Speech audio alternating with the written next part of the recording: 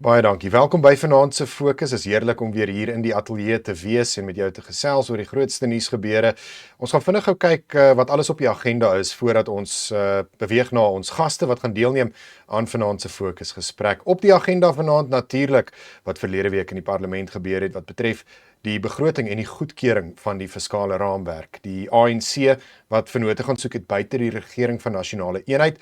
Dit het die DA baie vies gemaak en daar is federale raadsvergaderings gehou, daar is nasionale werkkomitee vergaderings gehou oor die toekoms van die regering van nasionale eenheid. Gaan die DA daarin bly? Gaan Action SA dalk deel vorm van die regering van nasionale eenheid? Al die ander partye met een setel in die parlement soos Bossa, Rise Mzansi, waar pas hulle in hierdie legkaart prentjie in? Hulle was nie aanvanklik deel van die regering van nasionale eenheid nie, het ten gunste van die fiskale raamwerk gestem en nou lyk dit of die RNE, soos ons hom nou sedert verlede jaar se verkiesing ken, dalk op die rotse is. Ook op die agenda vanaand het ons daardie konsepwet wat verlede week in die Amerikaanse Huis van Verteenwoordigers ter tafel gelê is op die agenda. Dit is natuurlik oor die persoonlike sanksies wat moontlik ingestel kan word teen ANC leiers. Ons kan duidelik sien dat Amerika het nie meer ooghare vir Suid-Afrika en die beleidrigting waarin Suid-Afrika se beleidrigtings nie. Dan ook gaan ons gesels oor die Trump-tariewe. Dit het tot 'n bloedbad gelei op wêreldmarkte en daar is steeds onsekerheid daaroor. Ons gaan ook kyk na hoe van die lande reageer op hierdie tariewe wat die Amerikaanse president Donald Trump aangekondig het. Sommige lande sê, soos China byvoorbeeld, dat ons ook nou invoertariewe gaan instel, hoër invoertariewe op Amerikaanse produkte. Terwyl ander lande, en ek hoor nou vandag ook die Europese Unie, oorweeg dit ook om te kyk en te sê, goed, maar wat kan ons doen? Kan ons dalk nie van hierdie tariewe verwyder nie, om op so 'n manier dan ook dit makliker te maak om handel te dryf met die Verenigde State.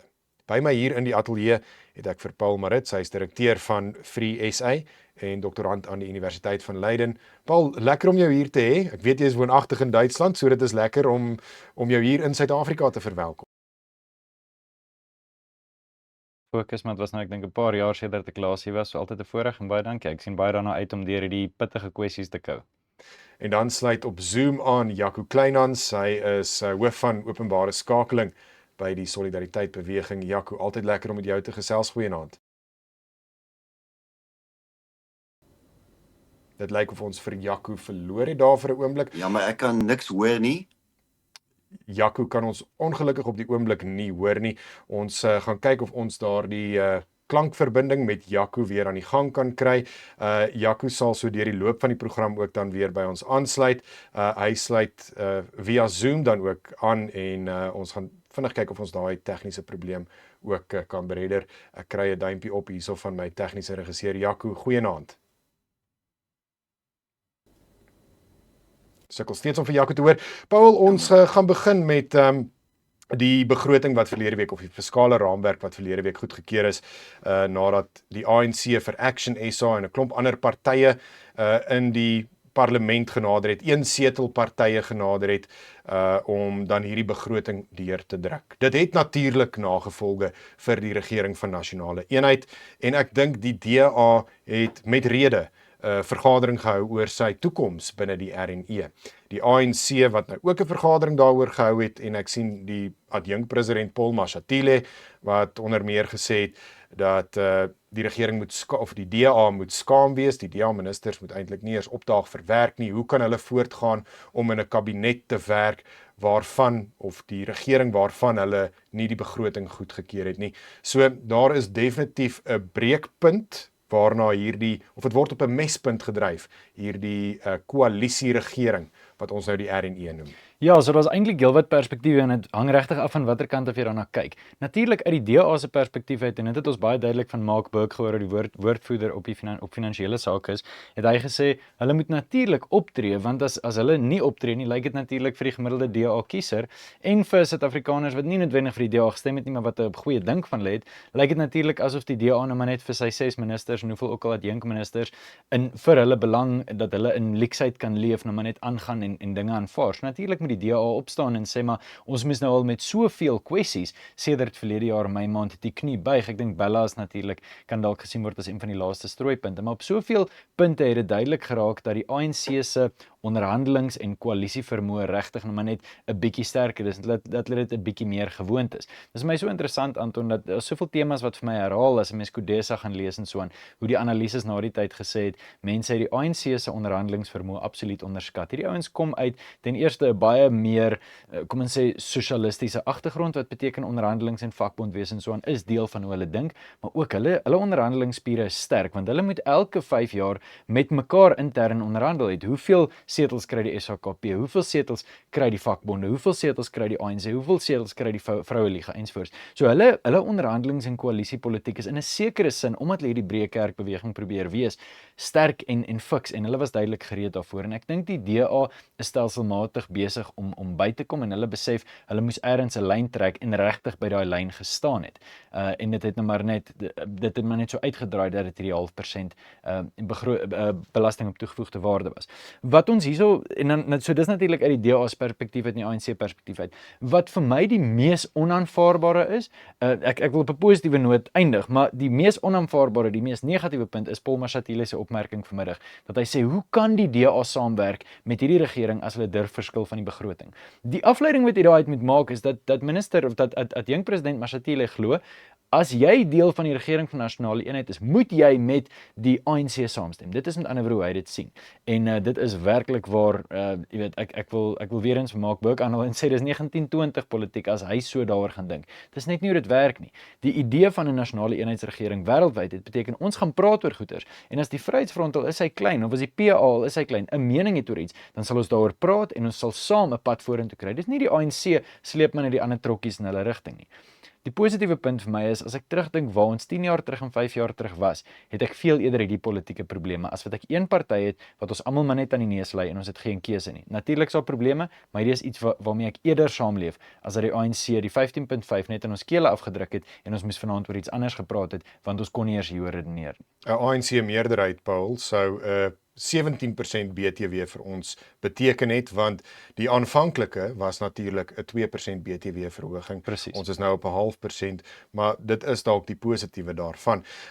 Jaco Action SA wat gesê het, goed, die DA het sy kans verspeel, of hy het eintlik sy hand oorspeel toe hy begin veg het vir dinge buite die begroting, goed soos die onteieningswet, goed soos die afwenteling van mag wat betref die spoorweë en die hawens, en toe eintlik maar hierdie geleentheid misbruik het. En Action SA, dink ek, wat nie mooi verstaan hoe dit werk nie, en ons het dit nou gesien, want hulle is ook nou besig om hulle boodskap oor wat hulle presies reg gekry het met die goedkeuring van hierdie fiskale raamwerk, om die boodskap daaroor te verander. Eers het hulle gesê, ons het die BTW verhoging gestop.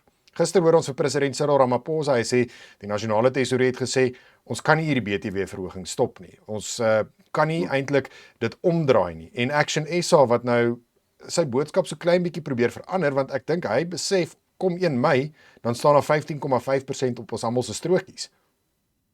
Ja, absoluut so, Anton. Kyk, ek dink in 'n groot mate is mense soos Herman Mashaba en sy adjudante by Action SA, maar ook iemand soos Musi Maimane van sy Bosa party en party van die ander kleiner partytjies, eintlik maar op die oomblik die ANC se nuttige idioote gewees om 'n punt te bewys aan die DA. Ek kan nie sien hoe enige van hierdie kleiner partye sterkie gaan uitkom nie. Kiesers gaan herinner word aan die feit dat dit hierdie partye was wat dit vir die ANC moontlik gemaak het om BTW te verhoog.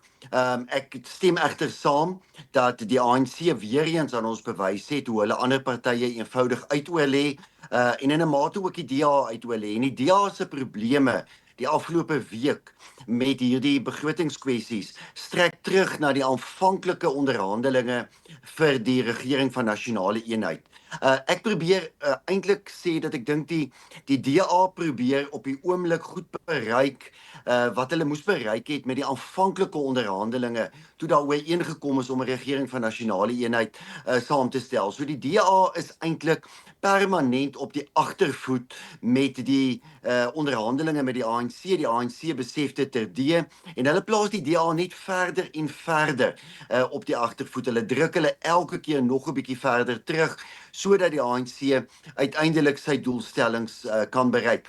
Wat is sy doelstelling? Sy doelstellings is sentrale beheer. Hy sal verseker nie toegee aan die eise van die DA nie, want die DA se eise behels presies die teenoorgestelde. Die ANC se eise is sentrale beheer. Dit is sosialistiese beleid. Die minister van Finansies sê hoe belangrik dit vir hom is om daardie maandelikse toelaag vir arm Suid-Afrikaners voor te sit, 'n toelaag wat aanvanklik tydens die pandemie veronderstel was om 'n tydelike toelaag te wees. Dit is suiwer sosialistiese beleid. En as dit beteken dat belastings moet verhoog, dan is die ANC die enkele party wat die meeste kans sien vir daardie risiko.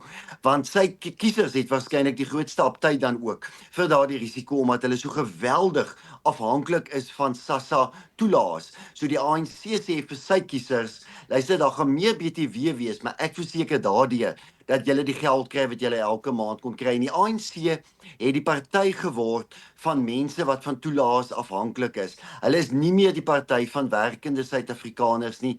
Daar's weinige mense in die middelklas in Suid-Afrika wat vir die ANC stem. Dis 'n party van staatsdienswerkers en werklose arm SASSA verdieners wat absoluut maand tot maand afhanklik is van betalings uit die staatskas.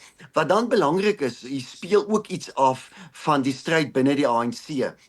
Ek stem met julle saam, dis skokkende uitsprake wat die adjunk president Paul Mashatile vandag gemaak het, maar dit sluit maar net aan by wat hy die afgelope tyd herhaaldelik gedoen het, deur gereeld homself daaraan skuldig te maak dat hy eintlik wys dat hy die DA nie binne die regering van nasionale eenheid soek nie, dat hy dikwels eintlik gewerk het teen die RNE, teen die gees van die RNE. Hy was dikwels 'n rolspeler binne die kabinet om onenigheid binne die RNE te veroorsaak, en ek dink dit sy uitspraak vanmiddag is 'n poging eintlik om die DA uit te druk.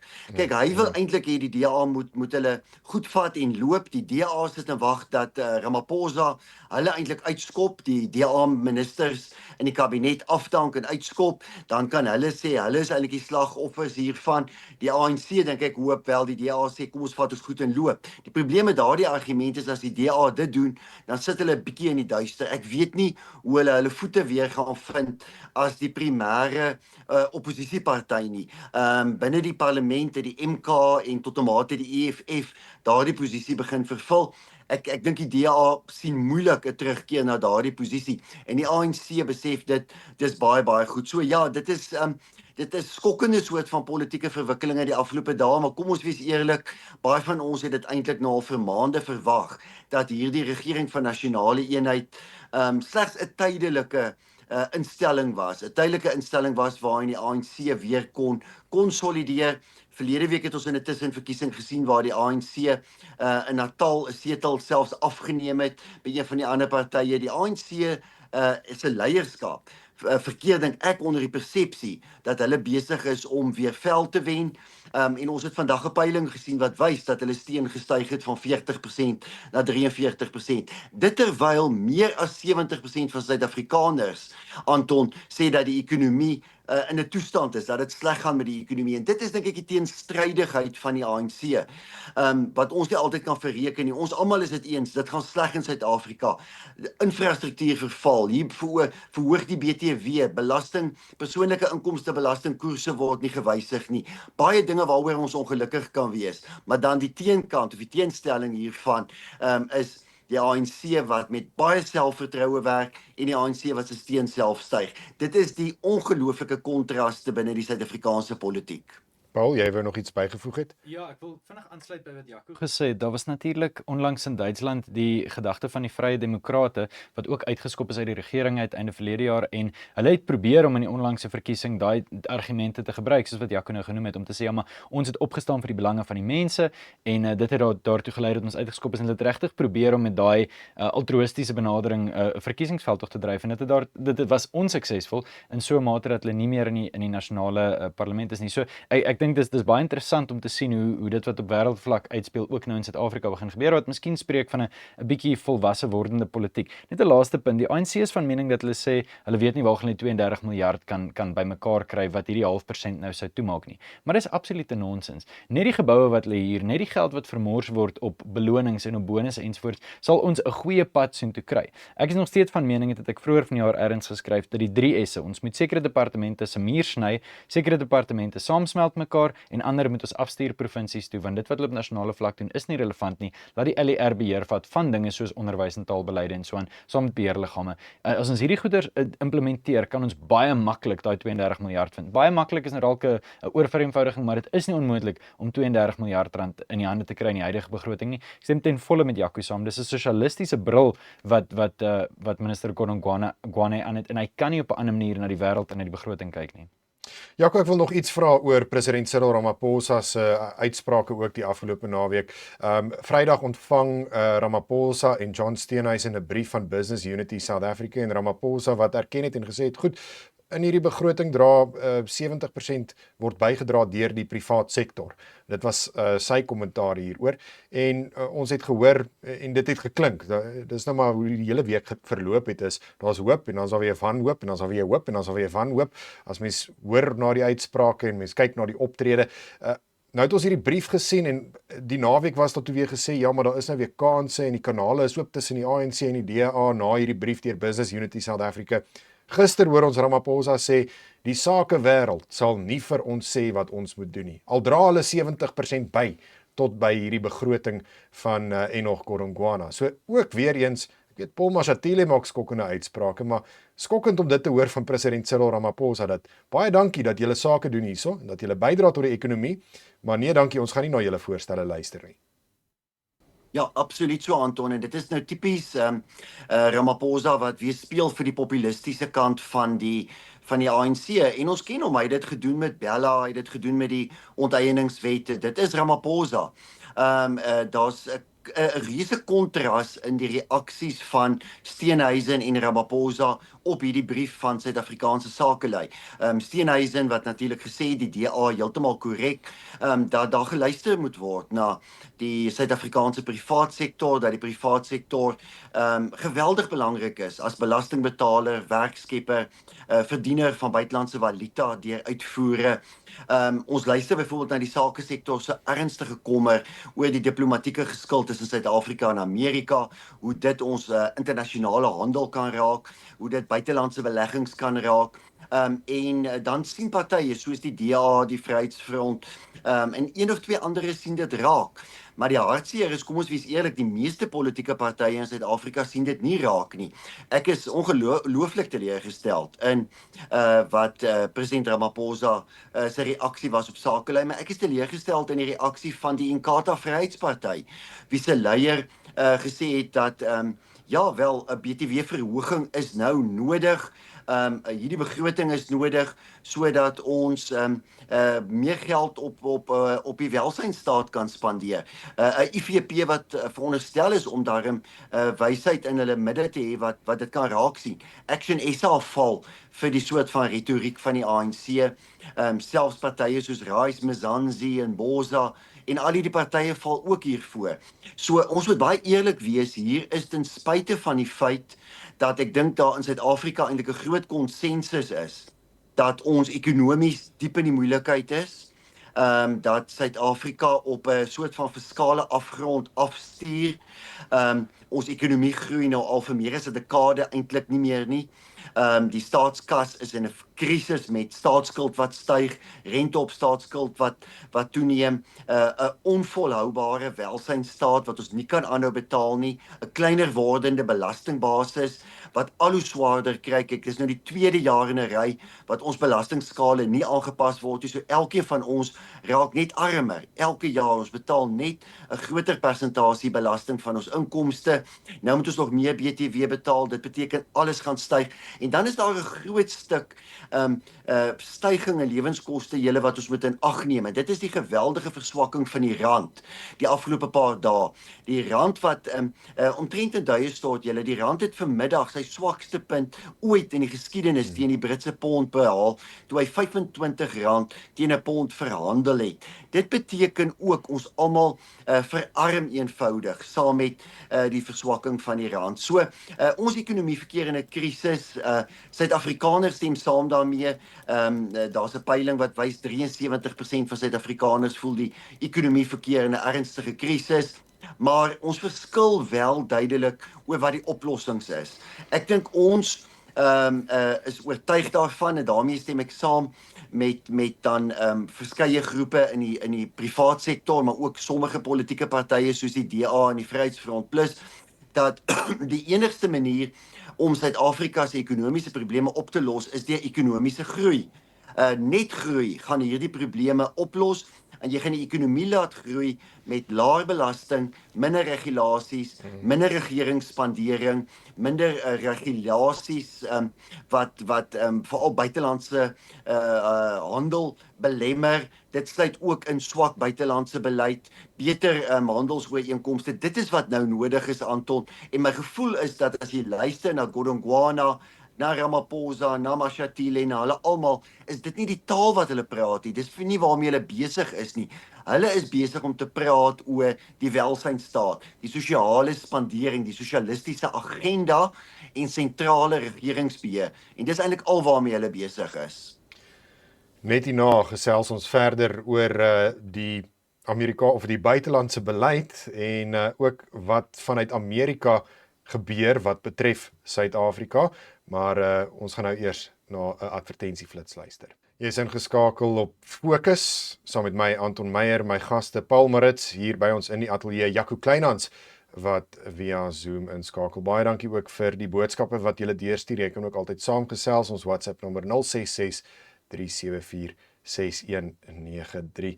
Hier's 'n vraag, ek stem byna 100% saam met alles wat julle sê, maar my vraag is, hoe kom hierdie insig by die blinde ANC uit? Ek dink, die ANC weet van hierdie goed, hulle wil net nie noodwendig daarna luister nie. Ek wil graag na ons volgende gesprekspunt aanbeweeg, Paul, en dit gaan oor die sanksies wat voorgestel word teen ANC-leiers. Hierdie is 'n konsepwet wat in die Amerikaanse Huis van Verteenwoordigers ter tafel gelê is deur die Republikein Ronnie Jackson en dit is sê onder meer dat Suid-Afrika op 'n skaamtelose wyse sy betrekkinge met die Verenigde State laat vaar om belyn te wees met China, Rusland, Iran en dan ook terreurorganisasies en dan hierdie 'n verraad wat ernstige gevolge vereis. Daar is baie gesê van dat Trump begin het met hierdie uitvoerende bevele dat dit gegrond is op 'n misinformasieveld tog, dat Trump nie weet wat regtig in Suid-Afrika aan die gang is nie. Maar hier word dit mooi gelys waar Suid-Afrika hom eintlik geskaar het met die vyand van die Verenigde State. So ek dink nie die Amerikaners is onder 'n wanindruk van waar Suid-Afrika se vriendskapsbande lê nie. Ja, ek dink 'n mens kan natuurlik die geskiedenis van die, kom ons sê, ANC en Amerika bande kan mens baie ver terug vat. Ek wil vinnig net so 2 of 3 tree terugvat net vir konteks. Ons sien in die vroeë 60s dat daar natuurlik ontsettend baie in die Amerikaanse media, veral New York Times, Los Angeles Times, gerapporteer word oor die hofsaake van oud-president Mandela. Wat ons dan sien is dat daar in die middel 60s en laat 60s 'n afplatting is, 'n ontsettende afplatting. Ek dink in 1966 word die ANC of die naam van oud-president Mandela een keer genoem in die in die New York Times. Daar's ons het 'n afplatting. En wat dan gebeur is natuurlik die ANC-lede wat in ballingskap is, hulle gaan soek hulp, kry nie noodwendig daai hulp nie en reik dan uit. Natuurlik was daar alreeds van die laat 40s af 'n toenemende sosialistiese en 'n revolusionêre golf onder hulle en skielik sien jy dat dit absoluut die meerderheid binne die ANC gesprek word en jy sien die uitreiking wat dan op daai stadium baie sterk natuurlik na die Sowjetunie, na Cuba en so aan is. In 78 besoek Pello Jordan en heelwat ander besoek dan Vietnam en hulle kyk na hoe hierdie People's War sal gebeur. Anthea Jeffrey se 2009 boek is natuurlik die gesag op dit. En so uiteindelik wat dan gebeur in 94 is Bill Clinton kom en hy probeer, jy weet, en hy's amper die held en hy praat so goed en hy en Mandela is hierdie goeie vriende en dinge gaan werk en Suid-Afrika is terug en ons het 'n McDonald's om die hoek en alles gaan lekker. Maar ek wonder, jy weet, in hoe mate moes Amerika intern besluit het, kom ons verdra hierdie ouens nou maar, want hulle retoriek is baie ver weg van 'n liberale demokrasie af, maar kom ons gee hulle tyd om bietjie te ontwikkel. En ek dink dit het maar net op 'n punt gekom wat Amerika besef het, dit gaan nie verander nie, hierdie ouens wil nie ontwikkel na iets anders doen nie, hulle wil nie uit die revolusionêre party boeie uit wegkom nie, hulle het regering, maar hulle dink nog steeds hulle is besig met een van 'n struggle. So ek dink dit het natuurlik oor die laaste 10 jaar natuurlik duidelik geword. Wat ons nou spesifiek sien is dat die ANC homself so geposisioneer het dat hy uitdruklik teen Amerika gegaan het en nie met een punt nie, met verskeie. Dit was natuurlik die Simon Stad storie verlede jaar of was dit 2 jaar terug. Natuurlik die openlike ondersteuning en ondersteuning soek by Rusland. Ek dink die hofsaak teen Israel was amper die laaste strooi geweest. Mens moenie onderskat hoeveel lojaliteit daar lê tussen Amerika en Israel. En Jaco is natuurlik die kenner in die land op daai gebied, so ek sien uit dat hy daaroor gaan sê. Maar ek dink veral by die Republikeine, maar ek kan vir jou ook sê onder die Demokrate, mense is eenvoudig keelvol vir die ANC. En die ANC dink hulle kan nog steeds bakkan staan by Amerika en nog steeds hulp kry en nog steeds daar, jy weet, soveel projekte befonds kry. Dit is eenvoudig net nie met werk nie. Jy kies die vriende by wie jy pouse staan. Jy kan nie eerste pouse by een groepie staan en klippe gooi na 'n ander groepie toe. En dan dink jy kan tweede pouse by daai groepie gaan staan en hulle gaan nie opgelet het dat jy in die eerste groepie was, eerste pouse nie. En die ANC moet nou maar leef met die gevolge daarvan. Ek vermoed is nie onmoontlik om dit reg te maak nie. Hulle moet gaan besoek en hulle moet gaan jammer sê en hulle moet gaan allerlei goed, maar hulle sal dit nie doen nie. So hulle sit in 'n moeilike posisie en ek dink nie dis onmoontlik dat hierdie wetgewing deurgevoer word of ten minste dat dele daarvan ernstig oorweeg word deur die topbestuur nie. Jaco, ek weet Dawie Rood het ook by KAK&K gesê, dis nou tyd dat julle nou maar Amerika toe gaan en julle moet gaan jammer sê. En die groot rede is, dis duidelik dat Suid-Afrika se buitelandse beleid, en jy het nou gesels daaroor oor die probleme met die buitelandse beleid, maar is duidelik nie onverbonde nie. Ons vertel aan almal, nee, ons is onverbonde, maar ons optrede is duidelik nie een van onverbondenheid nie. Glad nie. Kyk, die optrede is nie een van onverbondenheid nie. Ek wil self sê beleidsgewys het Suid-Afrika in terme van verhoudinge binne BRICS en ekonomiese beleid waar Suid-Afrika byvoorbeeld die moeilike invoertariewe instel op produkte uit Amerika of Europa, maar baie gunstige omstandighede skep vir lande soos Iran en China en Cuba en Venezuela, het Suid-Afrika eintlik ook gewys hy's nie onverbonde nie, maar wat selfs die giftigste was die afgelope jaar of 2, was bloot die retoriek, die taal wat regeringslei praat, wat absoluut anti-westers is, en wat duidelik nie onverbonde is nie. Die ANC se onderrok hang nou al so uit, hy is al vuil soos wat hy sleep deur die modder. En dan gebeur wat maar die afgelope paar dae weer gebeur, dat hulle vir ons net bly sê, hulle sal staan by hulle punt, hulle gaan niks verander nie, hier gaan dan geen beleid verander nie. Hulle is bereid om met die Amerikaners te praat en jy sê die absolute naïwiteit. Jy weet, verlede week kom daar 'n afvaardiging terug van die Departement van Buitelandse Sake Durkou. Nou interessant, ek wil dan net vir jou iets sê Anton oor Durkou, ons ministerie, ons Suid-Afrikaanse ministerie van Buitelandse Sake. Ja. Ek sien dat maar 30% van Suid-Afrikaners sê dat hulle dink Durkou doen 'n goeie werk. En 'n groot meerderheid sê nee, Durkou maak droog. En dit is daarom vir my goeie nuus, want partykeer twyfel ek 'n bietjie oor die gemiddelde Suid-Afrikaanse burger se vermoë om te oordeel oor Suid-Afrikaanse beleid. Maar as dit kom by buitelandse beleid, is dit vir my duidelik dat selfs 'n meerderheid Suid-Afrikaners besef dat hierdie regering maak droog met buitelandse beleid. Nou daardie afvaardiging kom verlede week terug van New York af en hulle is sterk in die lug. Hulle sê hulle het gepraat met Amerikaanse regeringslei en hulle het 'n bietjie die dinge reggestel. Weer al die wanvoorstellings en disinformasie en dinge is reggestel en nou kan die verhouding tussen Suid-Afrika en Amerika begin herstel. Dit is natuurlik absolute onsin gewees, né? Dit is gebaseer op waarskynlik gesprekke op derde rangse bureaukrate of amptenare daar by die VN in New York. En enkele dae daarna toe kom hierdie wet. Wat ek verwag het, ek kan vir jou sê ek het verwag het hierdie wet binnekort ingedien sou word. Ek het al einde Februarie met die skrywers van hierdie wet oor hierdie voorstel gesels en daar's goeie rede waarom lede van die Amerikaanse Kongres al vir maande kyk na die moontlikheid om sekere senior regeringsleiers van die ANC met sanksies te straf. Dis omdat hulle genoem word en betrek is by staatskaping. Hulle word in die Zondo verslag genoem, maar hulle is tot vandag toe nie vervolg nie.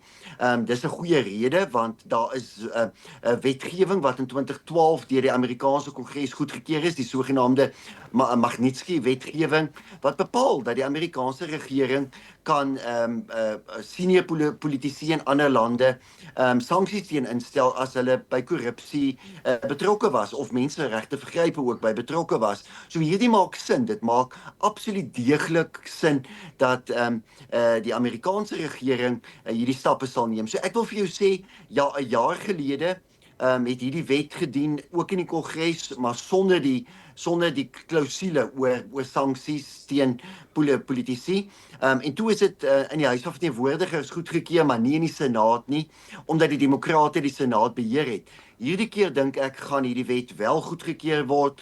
Hy sal deur die Kongres gaan. Trump gaan hom teken en ons gaan voor die einde van die jaar sanksies sien wat ingestel sal word teen senior regeringslyn. Ek dink dis goed, dis nodig en ek dink dit gaan dinge in 'n ander rigting stuur. Dit gaan eenvoudig hierdie regering verplig om te besluit, gaan ons van rigting verander of gaan ons eenvoudig 'n muisondland raak? Jaco, ek wil jou nog net een ding hieroor vra. Ek sien daar dieselfde verslag van die meningspeiling van die Brent Stichting wat gekyk het na die disinformasie. Ek dink die ANC het ook geskrik toe hy sien wat die mening is van Suid-Afrikaners oor wie's nou eintlik besig om disinformasie te versprei, want slegs 19% het gesê ons dink dit is AfriForum en die res het omtrent almal gesê nee, is eintlik die ANC. Ja, absoluut so. Kyk, en dit in spite daarvan dat senior regeringslei daagliks daarmee besig is. Ronald Lamola, die minister van buitelandse sake, sy woordvoerder Christine Piri het die naweke 2 keer in televisieonderhoude gesê. Hulle beweer die heeltyd AfriForum of Solidariteit is verantwoordelik vir misinformasie en dit is die enigste rede vir hierdie krisis. Nou, dis hoekom die Amerikaners kwaad is vir Suid-Afrika en dit is selfs waarom Amerika nou invoertariewe teen Suid-Afrika ingestel het. Ten spyte daarvan dat Amerika natuurlik invoertariewe teen meer as 100 lande ingestel het. Maar kyk, hulle dryf met ander woorde dit, hulle doen dit op radiostasies, op swart radiostasies daagliks.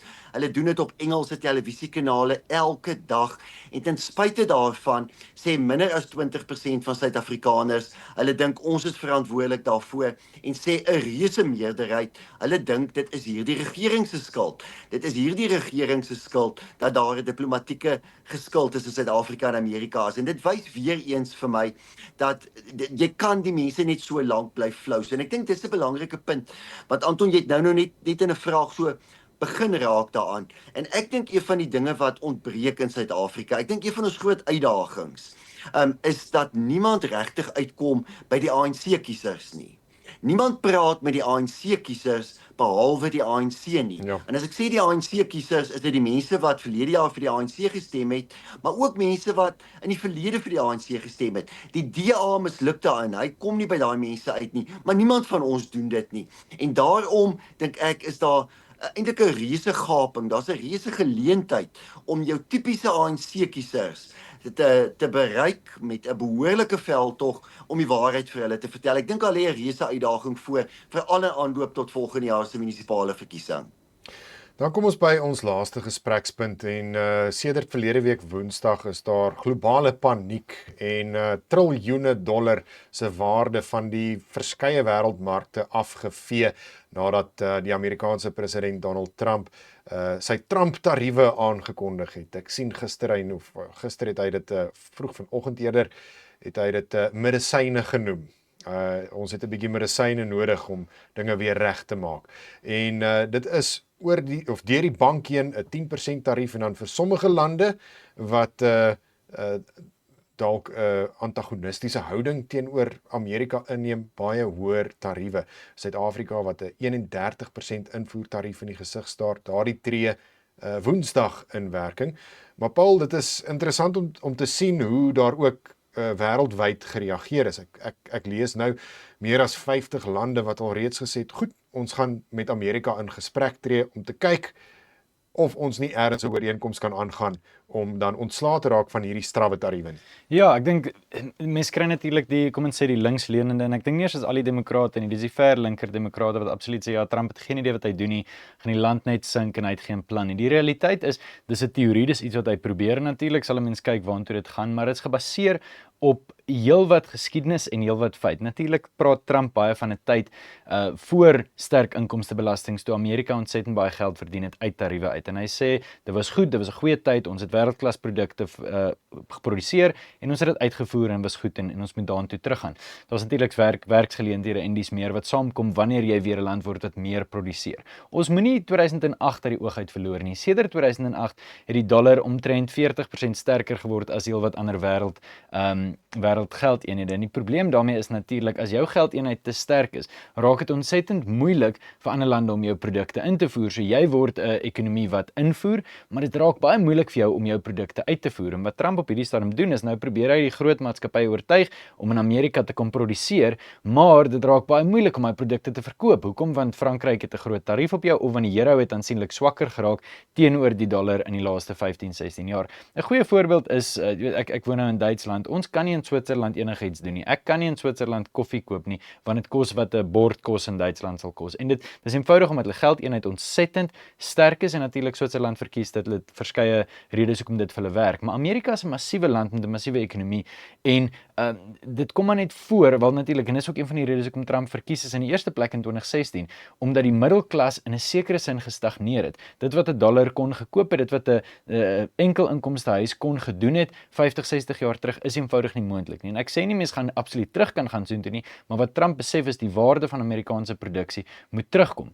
Daar's baie mense wat praat van die Plaza ooreenkomste van 1985 wat Ronald Reagan ingestel het, dat uiteindelik wat Trump probeer regkry. En ek dink dis baie interessant. Natuurlik van sy adviseurs het al reeds van November verlede jaar af hieroor gepraat, maar die gedagte is dat as jy op 'n punt kan kom waar dit makliker raak, as mens dit in een sin moet sê, waar dit makliker raak vir Amerika om weer produkte uit te voer, dan maak produksie in Amerika weer meer sin. Dit help natuurlik nie, hulle produseer al hierdie produkte en ons net eenvoudig nie 'n mark om dit te koop nie. So as dit die langtermyn doelwit is, dan dink ek dit maak ten minste vir Amerika sin. As 'n mens dan klassieke ekonomiese teorie volg, dan kan dit beteken dat die rykdom natuurlik verder kan vloei. In hierdie stadium is dit moeilik om natuurlik 100% agter hierdie plan in te kan sê dit gaan definitief werk, want dit kan wees dat heelwat wêreldlande sê, wel weet jy wat, ons gaan nie saam speel nie en ons gaan hom net tariewe terugstel en dan uiteindelik gaan almal van ons swaar kry.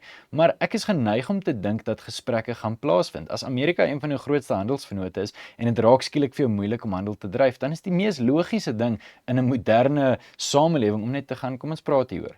Kan ons onderhandel dat ons vir jou iets gee wat jy nodig het en jy gee vir ons iets wat ons nodig het. Hierdie spesifieke produk wat jy produseer, ons kan dit regtig nie produseer nie. So kom ons kyk of ons daar ietsie kan verlaag. Ek dink die onderhandelinge met spesifieke provinsies van Kanada vir spesifieke hulpbronne is 'n goeie voorbeeld van hoe dit gedoen kan word. Ek dink soveel mense kan van Trump 'n klomp goed sê en ek dink elke liewe mens op aarde wat ek al ontmoet het een of ander mening oor Trump. Maar die realiteit is hy verstaan en ek dink nie ons kan regtig met hom stry nie, dat Amerika in 'n sekere sin gelei het tot welvaart vir baie ander lande en Amerika het nie regtig self genoeg teruggekry om dit vir hulle die moeite werd te maak nie. So mens moet dit eenvoudig sien in terme van handel. Ek dink wat hy doen, mens kan daaroor 'n emosionele mening hê as hy wil, maar ekonomies dink ek hy het 'n plan, of dit gaan werk sal ons sien, maar dit is nie gebaseer net op een of ander grootheidswaan nie. Ek dink hy het slim mense wat hom omring en ek dink dit mag heel moontlik wees, presies soos jy aan die begin gesê het, dat heelwat partye nou na die tafel toe tree en sê goed, ons gee toe. Ons het julle produkte ontsettend vol tariewe gegooi en dit was nie wederzijds nie. Kom ons praat daaroor, kom ons kyk hoe ons hierdie probleem kan oplos. Maak die plan vir jou sin, Jaco? Ja, dit maak vir my heeltemal sin, ten spyte van wat soveel mense in die media probeer sê. Kyk, weer eens, daar's 'n groot fout, Anton, wat soveel politieke ontleeders hier in Suid-Afrika maak. Ek is eintlik verstom as ek na sommige media luister en lees wat ouens skryf, dan word daar die bewering gemaak Donald Trump stap in die oggend daar in sy kantoor in die Withuis in en dan maak hy sommer net beleid. Hierdie idee van invoertariewe is iets wat hy baie lank al mee loop. Hy het verlede jaar toespraak na toespraak daaroor gelewer. Dis gebaseer op die feit dat Amerika byna 50% in dollarterme meer invoer as wat hulle uitvoer. Presies daardie probleem dat hulle uitvoere het gedaal.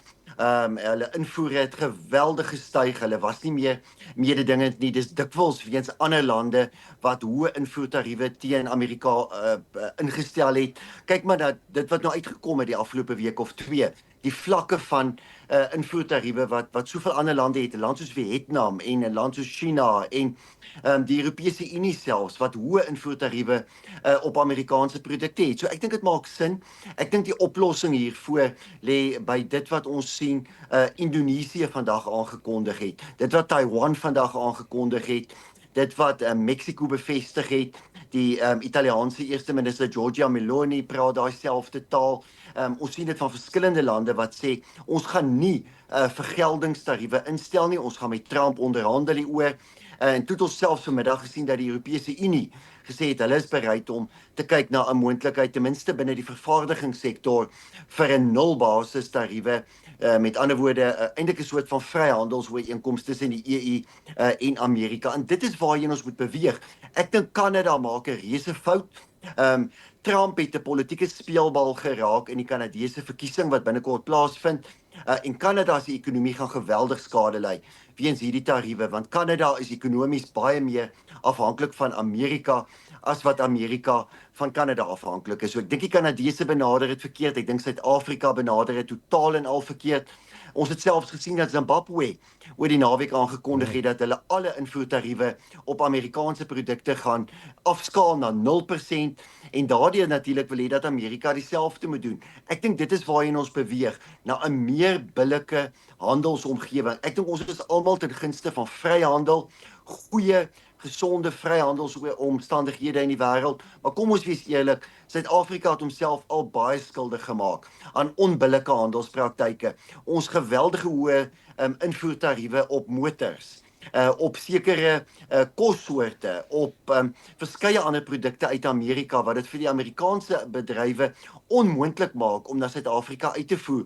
Dieselfde kan jy sê van verskeie van hierdie ander lande en nou is hulle in 'n baie moeilike krisis. 'n Land soos Vietnam het so afhanklik geraak van uitvoere na Amerika dat hulle kan nie nou bekostig dat hierdie invoertariewe vir 'n jaar of 2 bly staan nie. So Trump gebruik eenvoudig die krag van die Amerikaanse ekonomie, die feit dat die Amerikaanse mark die grootste mark in die wêreld is. Hy gebruik dit tot sy voordeel en hy gaan in onderhandelings gaan en die reaksie van soveel lande in die wêreld wys vir ons dat Trump was nie verkeerd toe hy besluit het om hierdie skokterapie te gebruik. Dit het slegte gevolge miskien oor die kort termyn op aandelemarkte ingehou, maar kom ons kyk wat gebeur oor die volgende paar weke. Daar's baie risiko's hierin opgesluit, maar ek dink uiteindelik is die geleenthede self soveel groter. Jaco, ek sê vir jou baie dankie vir jou deelname aan vanaand se program. Ons het ongelukkig nie meer tyd oor nie. Paul, ook baie dankie dat jy deurgekom het al die pad van Duitsland af net vir fokus. Kan jy dit glo? Ja. Dit was so lekker om met julle te gesels en mag jy ook 'n heerlike aand verder hê. Baie dankie dat jy saam gekyk het en dat jy saam geluister het. Van my kant af, totsiens.